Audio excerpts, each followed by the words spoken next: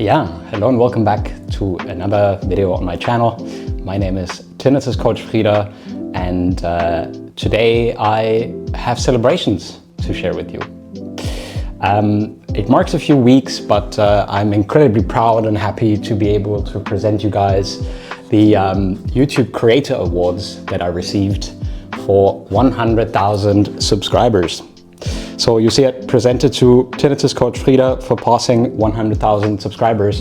And yeah, today in this video, I want to share a little bit with you how I have achieved 100,000 subscribers, what led me through my personal journey of becoming a coach for people with tinnitus, a YouTuber who makes videos on tinnitus habituation and what people can do to get better with their tinnitus. And I thought I'd also guide you a little bit through my own personal story and struggle with hearing difficulties and tinnitus.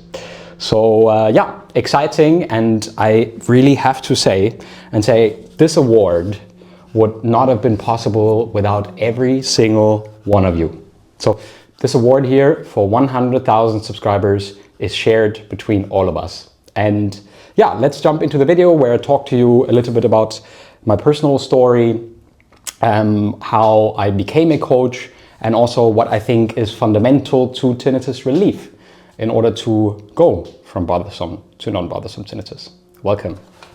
So the very first thing that I have for you is this little picture here. This little guy is probably 3-4 years old. And at the time, I'm not quite sure whether my mom was already aware that I was deaf in one ear. The other ear was quite okay with hearing.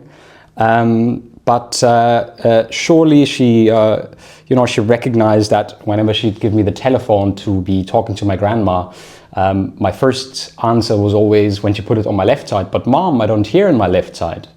And eventually she was like, "Why does he say that?" And for me, I thought, right, because I was born that way. I was born, Lady Gaga. For me, I thought, obviously it's normal not to be able to hear out of the left ear, right? Which, only found out later that it's absolutely not normal, right? And let me just place this award back up here so to keep him safe, that you guys can still see it. And only later then we went to the audiology clinic for pediatric audiology clinic, and it was found out that I was born deaf in my left ear. And they had to do lots of other checks, but apparently it was only my ear. My mom had an infection during pregnancy, and that's why I didn't develop a proper sense of hearing. And, it was sometimes a little bit difficult. I went to a school for deaf kids and kids who are hard of hearing, simply because it was a little bit easier. And later on, I switched to a normal school again, and I did my normal Abitur, which is like the highest school education in Germany, and then I went on to study. And it was during those years when I was getting a little bit older, and I can show you the whole crew here. So this is the whole crew here with my two best friends, Lucas and Danny, my wife Stefania, and Danny's fiance, Maddie. And we were all together there in Vietnam because they were teaching English in Vietnam, and he's from South Africa. And in that time, between my, let's say, 15 and 19th year of age, I went clubbing a lot, like young people do. And at that time, it wasn't really a common thing to wear hearing protection, so I never did. And eventually, at I think 19 years of age, one morning, I started having this faint ringing in my right ear. Didn't think much of it, continued on with everything as before. But eventually, after a couple of months, I was like, this is not going away. Let me go to an ENT. And I went to the ENT. ENT said, well, yeah, you have tinnitus. And, maybe it goes away if it's not 6 months, it might not be chronic, but maybe it doesn't. And then what you need to be doing is protect your hearing a little bit more. And then, of course, I got scared, right? Because I knew I only had one ear left, and I had done damage to that. And then, of course, the whole spiral with guilt and difficulty and blaming myself for it, not having taken care of myself enough, was a huge thing back then.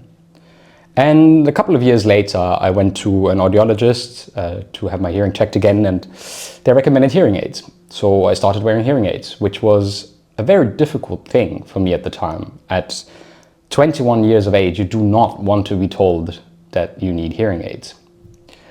And I remember that, you know, sitting in the tutorial classes in university, I studied at Maastricht University in the Netherlands. It was difficult for me to understand, especially the girls, when they were talking because of the high frequencies. And the hearing aids really helped with that, or the hearing aid really helped with that. But it was difficult for me to accept as a 23, 24-year-old then, further on, to accept that I'm wearing hearing aids. And that took me a while until I realized, like, actually, if you don't see well, you wear glasses, and if you don't hear well, you wear hearing aids, right? And then moving on to a few years later, when I was in my final year of my studies, I was in Amsterdam on King's Day or Queen's Day, whatever that day was back then. And I was dancing in front of a speaker. I had a few Amstel beer too much, and earplug fell out, and then my tinnitus was raging afterwards. And it still is to this day what it was back then. And that was one of my most difficult and toughest times, because I was writing my bachelor paper, my future was a bit insecure, and I did not know what was going to come. And this is also when I first thought about, you know, this is not possible. It's not possible that there's nothing out there that helps people with this condition. I researched, I looked, I found some ASMR videos, I found some relaxation videos, but I did not find videos that would guide you and help you through the struggle and the journey with tinnitus and hearing loss. So I decided that maybe eventually I could do something myself. And a few years later, which was actually, let's jump ahead a few years, when we already moved to Berlin, that I got married to my best friend and the most amazing person on this planet, Stefania. We got married in 2019, and we got married pretty much 1 month after I started my business. So 2019, nearly 7 years ago, Stefania and me got married, and I also married my business, technically, I think. And yes, in hindsight, after having had burnout last year, after 5 years, basically, I must say I married my business a little bit too much. But I really care for it. And why am I telling you all of this? Because this journey from 0 to 100,000 subscribers does not happen overnight.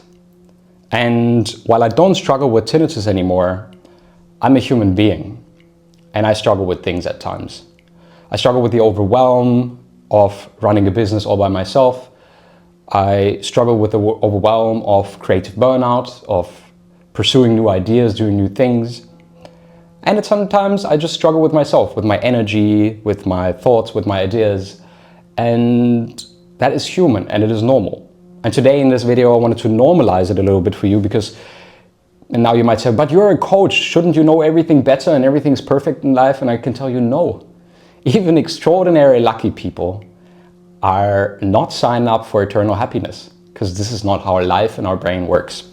So I want to give you a little bit of hope also with this message. Not only does it mean something that we have developed a channel into 100,000 subscribers that really believe in the work that I and we do in the community. It also means that we have created a community of individuals who do not believe that only by buying overpriced hearing aids for barely any hearing loss and playing sound masking, you will get better with your tinnitus. But that the core behind tinnitus is our anxiety and our emotional reaction to the tinnitus, not the tinnitus itself. So, in a sense, this milestone of 100,000 subscribers does not belong to me. It belongs to every single person with tinnitus. It belongs to the general ideas of acceptance and commitment therapy, and the ideas that we can work with our thoughts and feelings in order not to let us be completely governed by them. It belongs to every single one of you who commented, who shared, who keeps watching my videos, and it belongs also to my wife. It also belongs to Stefania, because when I got the award, I told her like I could never have done this without her. And it is 100% true. She had to carry a lot over the last few years. Only imagine how it is to have someone with burnout and depression in your family. And she had that. And she carried me through it. So without her, I could have never done this.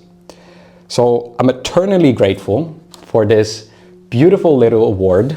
I'll put it right here so that in every single video, we can be reminded of the fact that this is a community for people with tinnitus, from a person with tinnitus who has created a program aiming to help hundreds and thousands of people with tinnitus out there. And it is my personal pleasure and passion to continue to pursue this mission. And I just want to say 2 final things.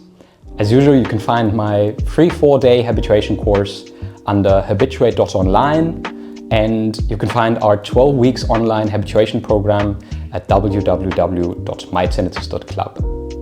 I want to thank you, each and every single one of you again, for supporting me, for the support that you've shown to me in the last very difficult year. All the members inside the Tinnitus Club who ran some of the meetings while I was away in hospital last year. I couldn't be more grateful and proud of this amazing community. And I'm looking forward to everything that we have to come. And I'm looking forward to the next 100,000 subscribers. Thank you all, and see you in the next one. Goodbye.